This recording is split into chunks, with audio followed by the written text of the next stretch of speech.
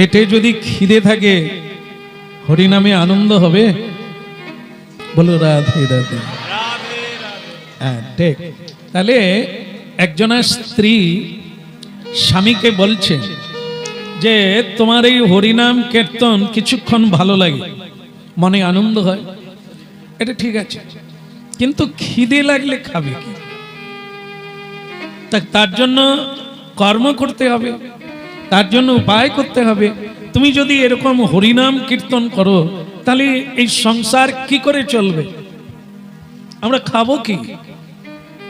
এই কথাটা হচ্ছে শ্রীমদ্ ভাগবত থেকে। শ্রীমদ্ ভাগবতের কথা নামহট্টে হয়ে থাকে, আর এটাই জীবনের সার, একে বাদ দিয়ে কোনো পথ পাওয়া যাবে না। তো সুতরাং ভাগবতের কথা শুনবেন আর জীবনে অনুভব করবেন। শ্রীমদ্ ভাগবতে একজনের স্ত্রী তার স্বামীকে বলছে, স্বামীর নাম আপনারা জানেন, তার নাম হচ্ছে সুদামা, ব্রাহ্মণ সুদামা। তাকে তার স্ত্রী বলছে হরিনাম কীর্তন করলে ভালো লাগে, এটা ঠিক আছে, মনের আনন্দ হয়, কিন্তু সেটা কতক্ষণ? যদি খিদে লাগে তখন কি করে হরিনাম? বা হরিনামে কি সংসার চলবে? এখানে যারা হরিনাম করে জিজ্ঞাসা করে, অবন্তী নগরে উজ্জয়িনীতে হরিনাম অনেকেই করে, কিন্তু তোমার মতো এরকম পাগল হয়ে হরিনাম করা আমি বোধহয় আর কাউকে দেখি না। সংসারের কথা চিন্তা নাই, পেটের কথা চিন্তা নাই, সব সময় চিন্তামণি কৃষ্ণের চিন্তা করলে তাহলে সংসারটা কি করে চলে? সুদামা বলছে, তুমি আজ কোথাও গিয়েছিলে নাকি? বলে হ্যাঁ। কোথায় গিয়েছিলে? বলে আমি জল আনতে গিয়েছিলাম যমুনায়। ও, তা কারোর সঙ্গে দেখা হয়েছে? অনেক মেয়েদের সঙ্গে দেখা হয়েছে। বলে গোলমালটা তো ওইখানেই হয়েছে। মেয়েরা তোমায় কি বলেছে? বলেছে তোমার ছেঁড়া কাপড় এরকম স্বামী রাখার চাইতে কি বলেন বদলে নেও ভালো। আরে যে স্বামী তোমাকে একটা ভালো শাড়ি দিতে পারে না, তুমি সেই সংসার করছো কি করে? আমরা তো অনেকদিন আগে ছেড়েই চলে যেতাম। তা আমার মনটা খুব খারাপ লাগলো, সত্যি তাই। তুমি তো একটু হরিনাম করো, আমার আপত্তি নেই, ভালো জিনিস, কিন্তু তুমি তা বলে সংসারে কর্ম করবে না। দেখো ব্রাহ্মণী, এই জন্য আমাদের শাস্ত্রে বলেছে সঙ্গ করা খুব জরুরি, কিন্তু অসৎ সঙ্গ না, সৎসঙ্গ করতে হবে, তবে তোমার মস্তিষ্ক ঠিক জায়গায় থাকবে। তুমি কি জানো ব্রাহ্মণী, যে কেউ যদি খাটে খাটে খাটে মানে পরিশ্রম করে, সে কি খেতে পায়? কেউ জোর দিয়ে বলবে যে খাটলেই খেতে পায়? পায়? আপনার বুঝে বলুন, আপনারা তো পরিশ্রম করেন, সকলে পরিশ্রম করলেই কি খেতে পাবে? এরকম অনেক সংসার আছে পরিশ্রম করেও খেতে পায় না। ঝগড়া, রান্না হয়ে গেছে কিন্তু ঝগড়া করে স্বামী স্ত্রী দুটো ঘরে শুয়ে পড়েছে, রান্না ভাত মাঝখানে আছে, খেতে পেল কেন? রান্না তো হয়ে গেল। যেমন দেখে এক বাড়িতে ঝগড়া হয়েছে, স্বামী স্ত্রী দুজনে, একবারে সকালবেলা, মানে আপনাদের এখানে হয় না ঝগড়া টগড়া হয় না? ভালো ভালো জায়গা, ঝগড়া না হয় ভালো। বলো রাধে রাধে। না না, অল্প একটু আধটু হয়, সেসব ধরার মতো। স্বামী স্ত্রীতে ভীষণ ঝগড়া হয়েছে, জানেন তো? ঝগড়া হয়ে এক কথা বলবে না কেউ কারোর সঙ্গে ঠিক করে, সেই সময় একজন বাবাজি তার বাড়িতে এসে, আরে সাধু তো আর জানে না যে এর বাড়িতে এখনই কুরুক্ষেত্র হয়েছিল, সে তো জানে না। সে দুই হাত, আরে বাড়িতে কে আছে মা, একটু মালিককে ডেকে দাও, ও যারা গেটে আছেন একটু মালিককে ডেকে দাও। তো সে মালিক কি আসবে? সে গিন্নিমা এসেই বলছে, আপনার আক্কেলটা কি? সকাল থেকে ঝগড়া চলছে, রান্না বান্না সব বন্ধ, আর আপনি এসেছেন হরিবল, কি চাই এখানে? বলে মা একটু একটু কিছু খাওয়ার হবে মা, যদি না হয় না হোক, একটু আটা দিলেই হবে, আমি তো কারো হাতে খাই না, আমি নিজে রান্না করে গোপালের ভোগ লাগাই আর তারপরে আমি প্রসাদ পাই, এই জন্য যদি একটু আটা এক মুঠো থাকে। এমনিতে সকাল থেকে ঝগড়া, আবার আটা। শুনেন, আটা নাই, আপনি অন্য বাড়ি গিয়ে দেখেন। বাবাজিরা তো জানেন, তারা এসব জানে, এ কি হয়েছে সংসারে সবই জানে, এরপরেও কি হবে তারা জলের মতো জানে। এই জন্য বলছে মা, মেয়েদের একটা জিনিস জানতে হবে, কোনোদিন নাই বলতে নেই। কি বলতে হয়? চাল নাই তবু বাড়ন্ত, তা যাই হোক, নাই বলতে নেই। মা আটা নাই, বললাম না না আটা নাই, বলে মা বলতে নাই, হাঁড়িটা গিয়ে দেখো, আটার হাঁড়িটা গিয়ে একটু দেখো। সে মাতাজি আটার হাঁড়িতে হাত দিয়ে দেখে তলায় কিছু আটা, এক মুঠোর মতো হবে এরকম আছে। বলে শুনুন, আটা বেশি নাই, মোটে এক মুঠো পড়ে আছে। বলে লোক তো একটা, কই বাত নেই, ওইটা নিয়ে কলা পাতায় ঝেড়ে দে, এই কলা পাতা কেটে এনেছি তুই ঝেড়ে দে। স্বামী স্ত্রী ঝগড়া, খাওয়া দাওয়া নাই, রান্নাও বন্ধ, বাবাজি এইখানেই আটা বানাবে। কলা পাতায় আটা ঢেলে দিল। এইবার বলছে বাবা দেখুন আর কিচ্ছু বলবেন না, ওইটুকু খেয়ে আপনি তাড়াতাড়ি যান, আমাদের এখনো অনেক বাকি, মানে এখনো কিছু কথা হবে, এই জন্য বলছেন আপনি তাড়াতাড়ি যান। বলে মা আমি চলে যাব, একটু ঘি, একটু ঘি দিয়ে দাও, খালি আটা খালি অন্ন ভগবানকে দিতে নেই, একটু ঘি দিতে হয়, এক ফোঁটা হলে হবে, দে মা দে, ঘি নাই। তো আচ্ছা মুশকিলে পড়লাম, আমরাই খেতে পাই না, সে ঘি মাখাবে, এখানে ঘি দিয়ে হবে না। তো সে বাবাজি বলছে আবার নাই বলছিস? ঘি এমন একটা জিনিস যে কৌটায় রাখো, শিশিতে রাখো, ও শেষ হয়ে যাবে, তবু উনুনে ধরো, এই তো সবাই জানে। কি বাবাজি জানে, তাই বলছে মা দেখো না শিশিটা দেখো না। বলে ওই 2-1 টাকা, বলে ওতেই হবে, দিয়ে দাও, ঝেড়ে দাও। ওই দিয়ে দিল, বাবা চটকে তাড়াতাড়ি খান, খেয়ে চলে যান।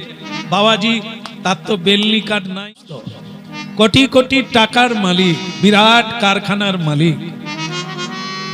আমি যাওয়া মাত্র তিনি কাঁদছেন আর অস্পষ্টতে বলছেন এরা আমার হাতটা খুলল না, আজ আমি কতদিন খাই, শুধু জল খাচ্ছি।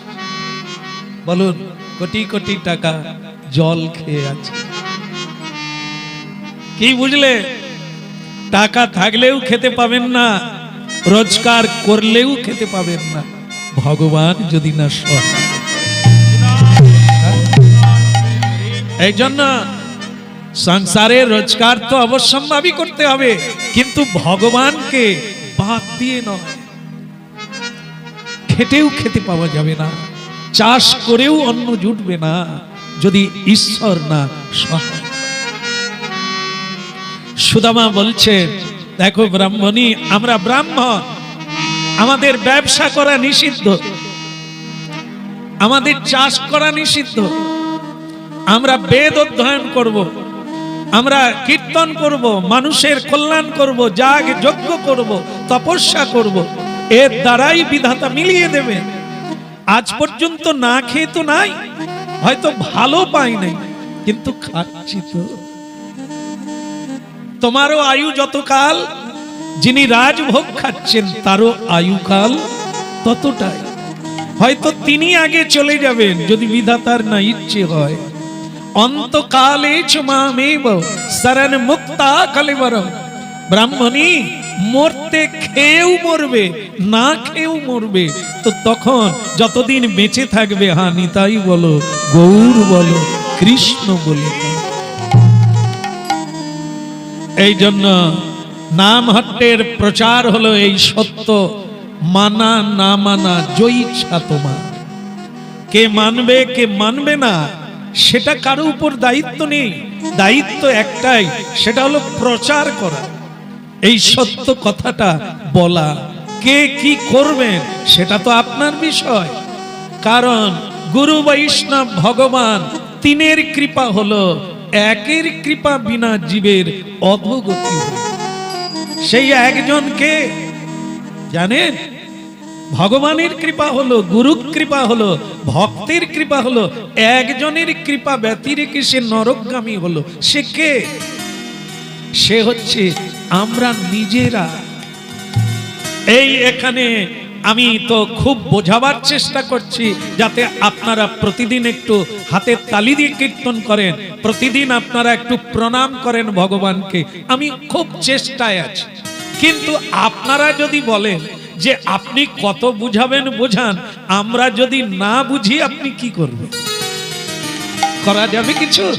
এই জন্য তিনজনের কৃপা হলেও আমার নিজের যদি ইচ্ছে না জাগে ততদিন কেউ আমাকে কিছু। সংসার ভেঙে গেল, কত বউগুলো সব ছেড়ে দিয়ে পালিয়ে গেল। তাহলে সে কি রমণী ছিল না? আসলে রমণী ছিল। এখানে যেটা বলা হচ্ছে সেটা তো ধরতে পারেন না। সেটা কি? রমণীর জন্য নয়, রমণীর গুণে।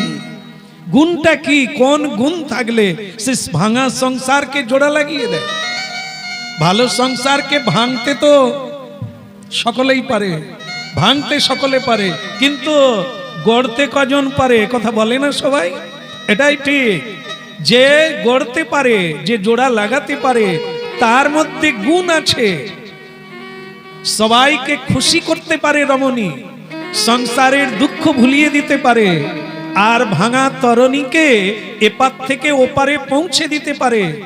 স্বামী যখন অর্থের অভাবে কাঁদছে, স্ত্রী তখন বলছে যে তুমি কি করবে আমার জানার দরকার নাই, আমাকে যে সোনার হাত দেওয়ার কথা ছিল পেরেছো? ওই জন্য আমার বাবাকে বলছিলাম আগে যার সঙ্গে দেখা হয়েছিল তার সঙ্গে আবার বিয়ে দিই। কিন্তু এরকম পত্নীর গুণে সংসার ভাঙে, এদেরকে পত্নী বলা হয় না। আমি বলার আগেই সব বলছি, আমার দোষ থাকলো না, ভালোই হলো। বলো রাধে রাধে। হ্যাঁ, পেতনি বলা যায়, পত্নী বলা যায় না। তার কারণ কি? যে পত্নী স্বামীর চোখের জল মুছিয়ে দিতে পারে না, অভাবকে আনন্দে ভরিয়ে দিতে পারে না, ও তো পেতনি। স্বামীর ঘাড়ে চাপলে একবারে নিশ্চিন্তে নীরবে মেরে দেবে, রক্ত চুষে খেয়ে নেবে। পত্নী হলো তিনি যিনি বলবেন এত ভয় করছো কেন, কাঁদছো কেন, ভেঙে পড়ছো কেন, আমি তো আছি, আমার শাড়ি কেনার লাগবে না, আমাকে ভালো কিছু দেওয়ার লাগবে না, শাঁখা সিঁদুর যথেষ্ট, তুমি পরিশ্রম করো, সৎ পথে করো, অসৎ পথে যেও না, বা সতেই হবে। ভগবান কৃপা করলে যেদিন যা পাবো তাই খেয়ে ঘুমিয়ে যাবো, যেন মিথ্যার পথে না। একে বলে পত্নী। জন্ম জন্ম একে গুরু বলা যায়, একে বন্ধু বলা যায়, যে দুঃখ কেউ আনন্দে ভাসিয়ে দেয়। কোনো দুঃখ নেই, আমি তো আছি, এগিয়ে চলো, ভেঙে পড়ো না। সব কিছু এরকম, দুঃখের ভেতর দিয়েই আনন্দের সন্ধান আসে, দুঃখের ভেতর দিয়েই সুখের সন্ধান আসে। ভেঙে পড়ার দরকার নাই। রাত্রি এসেছে, অপেক্ষা করো, ধৈর্য রাখো, সকাল হবে। হ্যাঁ, মানতে পারলে ভালো, জীবন তত্তর করে চলবে। যদি না মানতে পারো, গদি মানে টাকা গদি হয়ে থাকলেও তুমি সুখ আর শান্তি প্রাপ্ত হবে না। এর নাম হচ্ছে গুণ। রমণীর রূপ নয়, যৌবন নয়, গুণে এ বিশ্বকে পর্যন্ত রক্ষা করতে পারে। সেটা হলো যে কেউ, পুরুষ রমণী সব গুণে, রূপে নয়, যৌবনে নয়, রূপের দ্বারাই, এই গুণের দ্বারাই পৃথিবীকে রক্ষা করা যায়। বলো রাধে রাধে। তবে ব্রাহ্মণী সুদামাকে বললে, একটা কথা বলবো, যেমন মায়েরা ভূমিকা করে না, আগে হ্যাঁ বলাবে, তারপরে বলবে প্রতিজ্ঞা করো, এরকম বলায় না? তো সেরকম বলছেন, বলো আগে, তুমি রেগে যাবে না, আমি একটা কথা বলবো। ঠিক আছে, ঠিক আছে, আমার রাগ অনেক দিন আগে আমি রেখে দিয়ে আসছি। রাগ করলে নিজেরই ক্ষতি, ওতে লাভ কিছু নাই। রাগে আগুন ধরে যায়, রাগে ভিন্ন ভিন্ন হয়ে যায়, ছিন্ন হয়ে যায়, সংসার ভেঙে যায়। ও রাগ আমি অনেক দিন আগে রেখে দিয়ে আসি। তুমি কি বলবে বলো? আচ্ছা, অনেকের অনেক অনেক আত্মীয় স্বজন বন্ধু বান্ধব থাকে, তোমার কি কেউ নেই? তোমার কি কেউ নেই? বলে আমি গরিব লোক বলে সব ভেঙে গেছে, সব কেটে, কেউ নেই। তবে আমার মনে পড়ে গেল তোমার বলা মাত্র, আমার একজন বন্ধু আছে। এই স্কুলে যখন পড়তাম, টোলে যখন পড়তাম, শান্তিপুনির আশ্রমে, তখন আমার একজন বন্ধু ছিল। তখনই স্ত্রী চেপে ধরেছে। তোমার এখন হলে বলতো তার কি ফোন নাম্বার আছে? কিন্তু তখন তো এসব ফোন নাম্বার টাম্বার ছিল না। তার স্ত্রী তখন বলছে, তুমি তার ঠিকানা জানো? জানবো না, অনেকদিন আর তার সঙ্গে দেখা হয় না, সেই যা পড়ার সময় তার সঙ্গে আমার বন্ধুত্ব হয়েছিল, তারপরে আর আমি তার বাড়িতেও যাই। কেউ নাই, আর ভগবান আছে। যতক্ষণ আপনার কেউ থাকবে ততদিন আপনি কৃষ্ণকে বন্ধু রূপে ডাকেন না, ডাকবেনও না। কি দরকার আমার? তো এই তো লাল জামা গায়ে, টাকায়ও লাল, এনার সঙ্গে শুধু গায়ে হাত বুলিয়ে টিকে থাকলে আমার কোনো বন্ধুর বলো রাধে রাধে। হ্যাঁ, শিখতে হবে, আমি দিন কতে গেলে হয়ে যাবে। রাধে রাধে শ্যাম মিলা দে নিতাই গৌর। মায়েরা, তাহলে কে বন্ধু? প্রকৃতই কৃষ্ণই প্রকৃত, বাকি সব শত্রু। থাকলে অনেক বন্ধু, না থাকলে ওই দীনবন্ধু ছাড়া আর কেউ। রাস্তা দিয়েই যাবে না, হাসপাতালে শুয়ে থাকবে, কোনো বন্ধু দেখতে যাবে না, টাকা চাইবে তাই যাবে না। আর যখন আপনার পকেটের স্বাস্থ্য, পকেটের স্বাস্থ্য জানো না, পকেট ফুলে আছে মানে স্বাস্থ্য আছে। পকেট রোগা হলে বন্ধু থাকবে না। পকেট যদি ফুলো ফুলো লাগে, কি দাদা এবছর ধান কিরকম হয়েছে, গায়ে পড়ে বন্ধুত্ব করবে, কামারদার বাজারে চা খাবে আর সিঙ্গাড়া খাবে। আর পকেট যদি রোগা হয়ে যায়, কিরে দীনানাথ কোথায় যায়, বলে সময় নেই, জানে ও ঝেড়ে খাবে। বলো এই জন্য এ জগতে সব এরকম বন্ধু, কিছু দেবে কিছু নেবে, এমনি এমনি কেউ দেবে না। কিন্তু বন্ধু তাকে বলে শুধু দেবে, নেবে না। এই দেখো, বলে তোমার বন্ধু কেমন, তোমার মতো গরিব না ধনী? সে সুদামা তখন বলছে, এ বিশ্বের রাজা তিনি, এ ব্রহ্মাণ্ডে যত ধন সম্পদ আছে সবের মালিক আমার বন্ধু।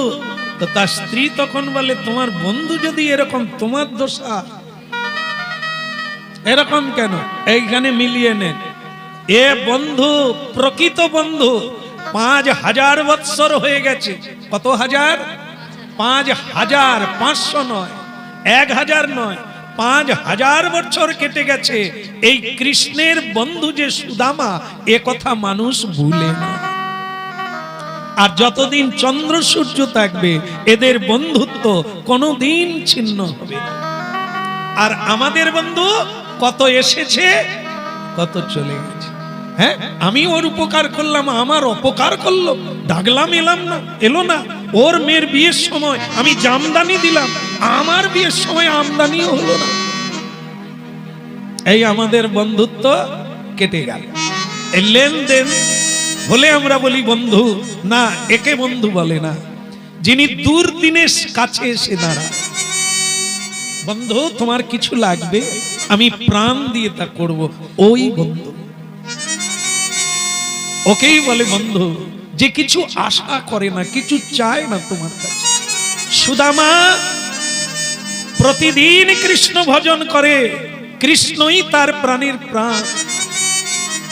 কিন্তু কোনদিন পূজার পরে, কীর্তনের পরে তিনি মুখ ফুটে বলে না, কৃষ্ণ আমি খেতে পাই না। এমনই মধুর না। মানুষ দিন থেকে দিন হয়ে যাবে, তবু ভগবানের কাছে বলে না, আমি গরিব লোক, আমাকে কৃপা করো। এটা বলবে, আমাকে কৃপা করো, আমি যেন তোমার নাম গুণগান গাইতে পারি, প্রাণ ভরে যেন হানি তাই বলতে পারি। এই কৃষ্ণ কথার মর্মার্থ শুনছেন আপনারা? ভগবানের কাছে কোনোদিন বলে না। তার স্ত্রী বলছে, তা তোমার বন্ধুকে তো বললেই তোমার দারিদ্র দূর হয়ে যায়। বললেন, দেখো তুমি আমার পত্নী, তোমাকে সত্যটা বলা উচিত, তুমি এ কথা দ্বিতীয়বার আর বলো না। তাকে একটা জীবনে নিমন্ত্রণ করে খাওয়াতে পারলাম না। তার হাতে আমি কি তুমি জানো এই গোপালকে দিয়েছে? এই যে আমার ঘরে গোপাল কাঠ দিয়ে তৈরি। সুদামার বাড়িতে যে গোপালের পুজো করে সেটা কাঠ দিয়ে তৈরি, কাঠের গোপাল। কে দিয়েছে জানো? ও কৃষ্ণ দিয়েছে। কৃষ্ণ ওই ও হাতের কাজ ভালো জানে, খুব নকশা বানাতে পারে, তাই ও নিজের হাতে গোপাল মূর্তি তৈরি করে আমাকে উপহার দিল। বলে বন্ধু তোমাকে তো আমি কিছু কোনোদিন দিই না, সুদামা আমি তোমাকে, তুমি যা ভালোবাসো আমি সেটাই তোমাকে উপহার দিই। এটা কৃষ্ণ গোপাল মূর্তি, ওটা কৃষ্ণ দিয়েছে। আমি তাকে কি দেব করে বললাম আগামীকাল আমি তোমাকে একটা উপহার দেব।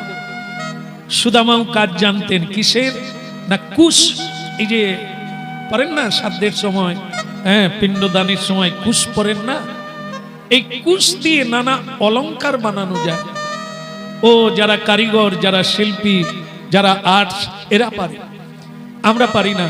তা সেই কুশ দিয়ে একটা এইখানে তাবিজ বানালে, হ্যাঁ ভারী চমৎকার নকশা দিয়ে তৈরি, সেইটা বানিয়ে ভগবান কৃষ্ণকে উপহার দিয়েছিলেন সুদামা।